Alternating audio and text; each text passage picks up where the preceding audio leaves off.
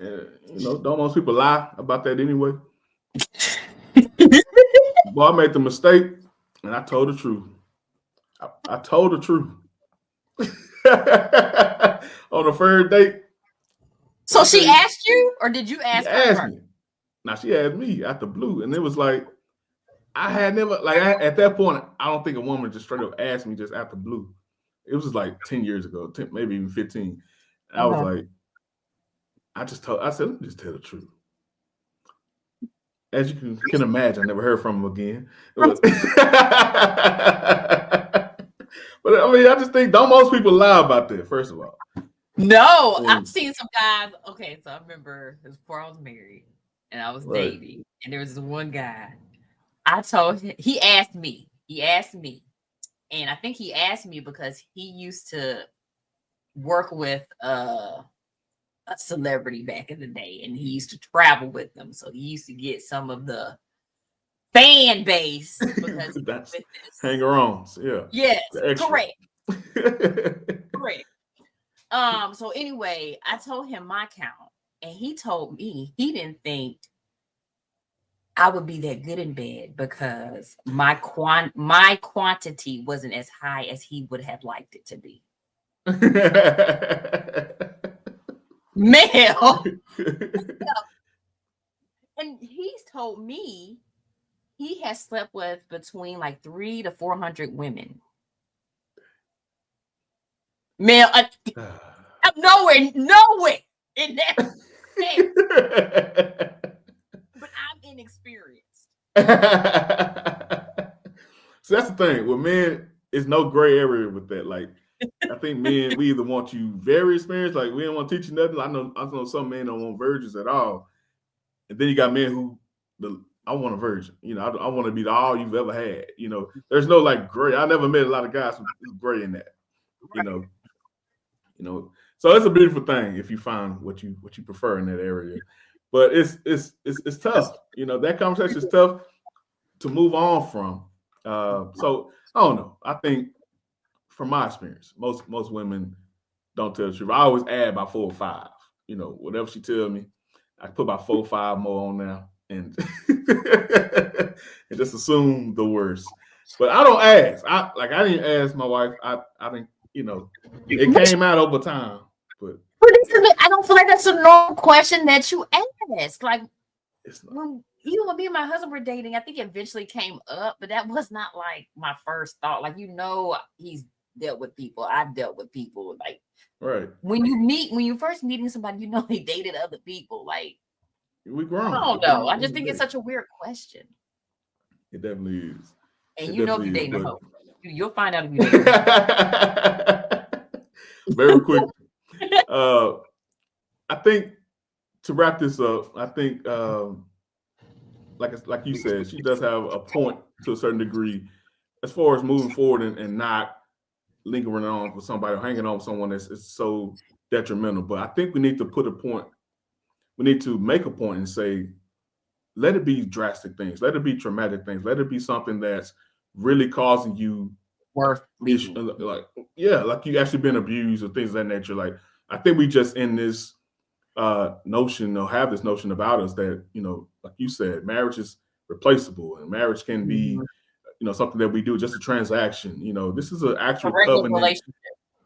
Right, absolutely. And that stems from the way we move, honestly, in my opinion, too fast in regular relationships. We don't take the courting phase seriously enough. I'm not saying a time frame have to be about it, but you really should be very, very into that. Like, it should be something that has your keen focus, your 100% attention, where you giving it your all in order to figure out if this person is viable for you. And I think that we're taking it too frivolously. I think you talked about it in the video before, just how quick we have sex within the process, how quick we move to marriage activities within the process.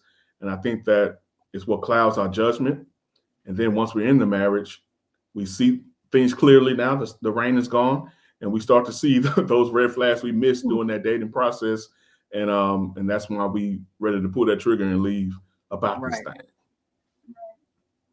So I think that's like I said, she had a good message, but I think she missed the mark a little bit. Delivery was a little weird for me. As we wrap up here, what message would you have to ladies? Because we know ladies took to this a little bit more. Just how to take that process a little bit more serious prior to getting married. What message would you have? You really got to go off character. Be careful who you listen to, because I've even found that even some married women can give you terrible advice. But even when you're dating, pay attention to his, overall characteristics. I mean, even if he doesn't have it all together from like a financial standpoint, if he's a man that's, a hard worker, respectful, knows how to communicate, just the core characteristics that you need to kind of work with, everything else will fall in place. But you really got to vet, and don't stick around for too long. Like, I think I made a video, even when dating or even when you're in a relationship, what you're seeing within the first 2 years is that person. Okay. So you have to be able to dictate, if this is something that you can live with, for the rest of your life. And if you can find out within that time frame, within that first month, 3 months, 6 months, whatever, but within those 2 years, they're going to give you what they are, and don't ignore it and decide what you're going to do. That's all I got. No doubt about it. Ladies and gentlemen, give a hand clap once again to my girl. You can find her on Instagram, TikTok. Where's your own YouTube? Where's I'm coming to YouTube. Well, I am on YouTube, but we about to jump start that channel again. So Neil helping me kick this off. Yes, indeed. Yes, indeed. Find her at Just Live Mara. Tamera, once again, thank you so much for coming on. All right, thank you, Mel.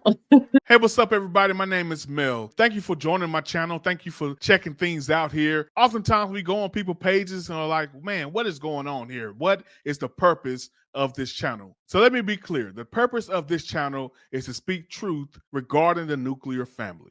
And when I say truth, I'm not saying my truth, not your truth, but the Lord's truth. All about the word, all about the ways and the will of God. What does he have to say about the nuclear family? And I believe the generations of today, whether it be Gen X, millennials, Gen Z, Gen Y, whatever the case may be, I believe now we have a very toxic relationship regarding marriage, regarding family, regarding having children. We're in a toxic dynamic as we speak. And honestly speaking, a lot of the answers that we're looking for in our community, a lot of the cures and a lot of the answers would come from a proper, fulfilled family home. If you go down the line of everyone's individual trauma, there you will find some negligence or some type of issue that they had with their parents. So here on this channel, we address those things head on.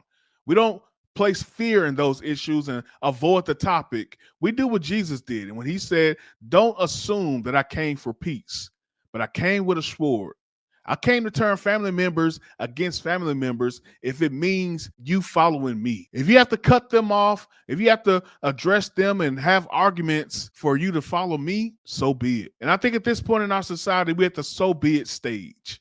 So here at Life Coaching by Mel, I'm all about bringing healing to that. And the number one way to do that is have honest conversations. So if that's something you like, that's something you're into, that's something you really want to be a part of, be sure to hit that subscribe button.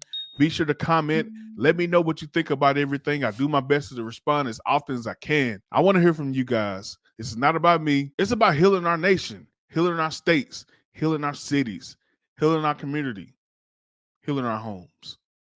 Love you guys. Take care. Let's go.